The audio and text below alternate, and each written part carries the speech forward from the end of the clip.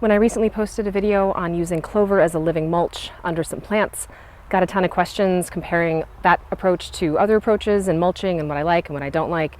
And I figured I would do a really quick video on my top 5 methods for mulching, talk pros, cons, and where I recommend using each of them. My top 5 are paper mulch. I used this at my old place. Essentially, you're taking a sheet of paper and you're cutting openings and putting your plants through them. Number 2 is a magic compost blend, as I call it. This is similar to people that use grass clippings as mulch, but upgraded a bit. I would spread dry leaves that I saved from the fall before onto the lawn anytime my husband mowed. He would mow that up, it would all get mixed together, and I could then spread that onto the beds as a mulch that would break down over time. I stopped using those methods when I moved onto this property. I'll talk about why when I get into pros and cons. When I moved to this property, I started using living mulches to a much larger degree, both the clover that I've already mentioned, as well as mustard.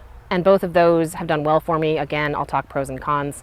And then last, number 5, is one of my favorite approaches, and that is to use a cover crop of peas and oats, sometimes mixing in mustard or radish. I will plant that in August, terminate it in around October, cover it with leaves, and leave it to break down in place. The following year, this is a great mulch, and I plant directly through it with some of my plants. One just overarching statement, no matter what mulch you're talking about, is that direct seeded crops, think beets, carrots, a lot of your salad greens, can be tricky with mulches. It can work okay for the paper mulch approach. You just cut a slit and sow seeds right through that. All 4 of my other options here are pretty tricky for direct sown crops.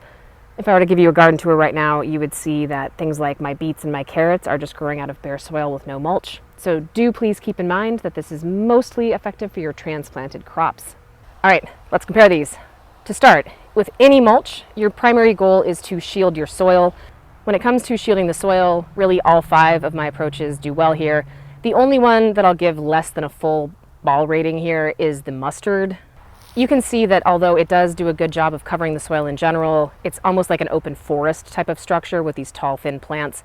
So some sunlight is still getting down there, and it isn't shielded quite as effectively as with the other methods. Second reason to use a mulch is retaining water in the soil. And if you're in a dry climate, this might be your top consideration. For this method, I would say my absolute top scorers here would be leaving those cover crop debris in place. It forms a nice thick mat and it really keeps in water. The magic compost blend, as long as you're applying it on a regular basis every time you're mowing your lawn, also does a good job of building up a thick layer and protecting that water in the soil. Clover and paper mulch do a pretty decent job, and the mustard, as mentioned, because it has that slightly more open, airy structure to it, still does a good job of helping to shade and retain water, but not quite as well as some of the other methods.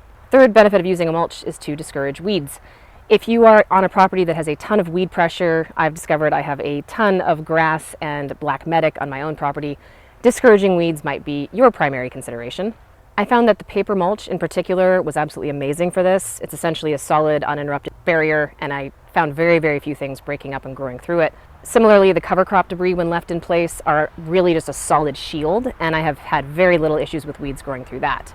The one I need to call out as bad is the clover. Now, once clover is fully established, it is a wonderful prevention method and it stops weeds, but it takes a while to get going. When I've had clover work for me, it was something I often planted the year before, and then the second year of its growth, it was an effective shield. The issue is, and the reason I've marked this one as almost like a negative score, it's why it's red on here, is that the clover can make it really hard to spot weeds as they're coming in, and then once they're established, they're really, really hard to remove. Let me show you some footage here. You can see here just how dense the clover is, and that's great, except that it can be really hard to spot weeds until it's too late. This is black medic, and I mean, even if I wanted to pull this out, I'm not even sure I could find the base of it at this point. Eventually, I will kill all of this off and tarp it, and it should be okay. But man, that is a lot more weed pressure than I intended to have. Moving on to my 4th criteria, which is adding organic content. If you, as an example, had heavy clay soil and you were trying to break that up by adding content every year, this could be a really important criteria for you. By far, the best option here is the cover crop debris. You can plant things like a deep tillage radish, you can plant oats, peas, things that put a ton of root mass into the ground. While they're alive, they're pumping carbon down into the soil through their root exudates, and then once they die and the roots die back, all of that carbon is still there in the ground nourishing the soil life, and it does really break up your soil very quickly. Because I top off my cover crop debris with leaves, that adds even more content that can gradually break down. Of these, paper mulch is probably the worst for this. It adds a little bit as the paper breaks down, but not a lot compared to the other methods. Some mulches can also add nitrogen to your soil. And if this is a consideration for you, I would highly recommend the cover crop debris approach. You can put field peas into your mix, you could put hairy vetch into the mix. All of these will fix nitrogen in their roots, and when you terminate that crop, all of that root nitrogen is available to your soil for the next year's crops. Clover does also fix nitrogen in its roots, and if you were to terminate the clover, I'm going to terminate mine this year at the end of the growing season. If you're terminating it, all of that nitrogen becomes available. If you're retaining clover as a perennial living mulch, just be aware that its nitrogen content really won't be available to other plants as long as the clover is alive. Last, attracting pollinators. Depending on what you are growing and the general health of your pollinator population, this can be really, really helpful. The only two that are really going to do this for you of my list would be the clover, and when it is blooming, it does attract pollinators, but it does not compare at all to mustard. Mustard is an insane attractor for pollinators. I'll put in some footage here. Bees go crazy for this. My mustard is always just covered in bee activity. And if your goal is to attract pollinators in, by all means, I highly recommend mustard. We do quick things to consider, pros and cons for all of these outside of those main benefit categories. First, paper mulch. The best thing about this for me was that I had perfect spacing. It was a lot of manual effort. I did a prior DIY tutorial on this, but basically you can go through and lay out your garden design with perfect spacing on this piece of paper ahead of time. Then when you cut your openings, you know everything is going to be in the right spot. It makes it really easy to install the garden. You can just lay this out, and on a hot day, it's really nice to just go and not have to measure or worry. Just quickly put everything in place. It's also great when you're a beginning gardener because it can help prevent mistakes. You're forced to think your whole design through. It is a lot of manual effort up front, but I found especially for a small garden and especially a beginning garden, it's a really, really good approach. The bad news on the paper mulch, it's more expensive, so almost everything else is either free on this list or just the cost of seed. You do need to buy the paper mulch. You can either buy paper made just for this purpose, which is a little more expensive. The good news is sometimes they have fertilizer built in. A less expensive approach would be to buy something like builder grade paper from a home supply store and use that instead. But either way, you are buying something. The other important thing to note on the paper mulch is it will break down over time. So A, it doesn't look the best. It's not the most attractive thing. And B, as it breaks down, you can start getting weeds and things poking through. So I do recommend that this needs to be then covered with another option. Magic Compost Blend. The good news is this one's free. And candidly, it's a lot of manual effort to collect all of these things. But if you're mowing your lawn anyway, or your spouse is, and they're willing to collect those clippings for you, the only real extra manual effort is spreading the leaves out on top of it and then later spreading it on top of the garden. Important call outs on this one.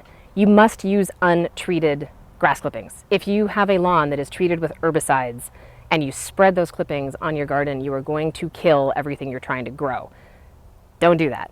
If you have a really large garden, it can be hard to collect enough material to use on the beds. That's one of the reasons I stopped using it here. The only other drawback I will quickly call out on this one is that as those layers build up and you get thick content on top of your soil, it can harbor slugs. If you live in a particularly damp climate, I used to live in Seattle as an example, I would be a little more hesitant to use both this one and the cover crop debris because of what they can do with slugs.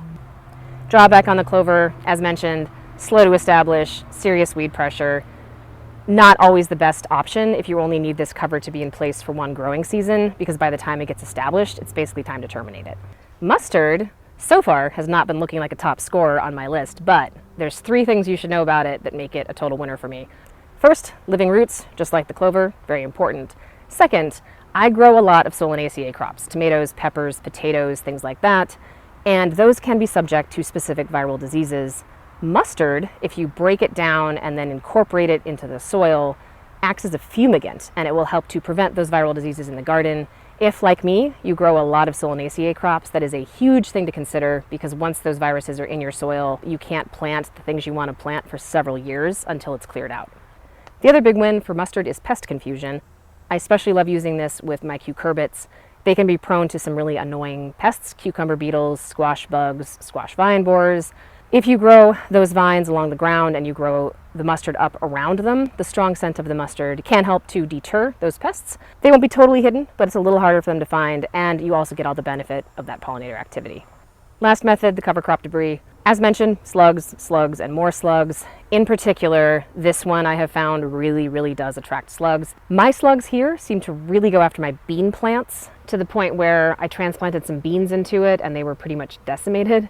The good news is it's great for worm life. I get really healthy, thriving, active worm populations under it. The bad news is I get a lot of slugs too. The only other last kind of call out and specific challenge with this cover crop debris and leaf approach is you got to plan ahead. So my cover crops get planted in August, they get terminated in October. I like to use this approach in beds as an example where I grow my potatoes. I need to plan ahead, figure out which bed next year is going to have potatoes in it, and make sure I put my cover crop and my leaves down this year. But if you have a crop rotation plan and you roughly know where things are going to go, it's not that hard to work it in. You just have to make a conscious point of doing it. There's all the pros, there's all the cons. Summary view, where I use everything. All right, for a small garden, my top pick would be invest the effort, create the paper mulch layouts, put it in your garden, and every time you mow, make some of that magic composting mix with leaves that you've saved and put that on top of your paper mulch. If you do this, yes, it is work up front, but you will end up with way less work through the growing season, and every year your soil will just get better and better and better as you do this. Living mulch and clover would be my top pick under perennial plants. And then when it comes to your annual beds, I recommend planting the mustard around anything that needs pollination: tomatoes, peppers, squash, beans, especially around your Solanaceae plants to help with the soil fumigation, and around your squash to help with pest confusion.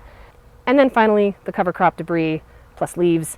I basically just use this anytime I can. So anything I can transplant that does not require pollination, think sweet potatoes, Brussels sprouts, broccoli, any kind of transplanted salad greens like chard or kale. All day long, I love using that left in place cover crop debris as my mulch. That's it. Those are my top 5 and where I use them. I hope it was helpful. Sure, I didn't answer something. So if you have any questions, please leave them below. And otherwise, until next time, thanks for letting me nerd out on cover crops, and I hope it was helpful. Thanks.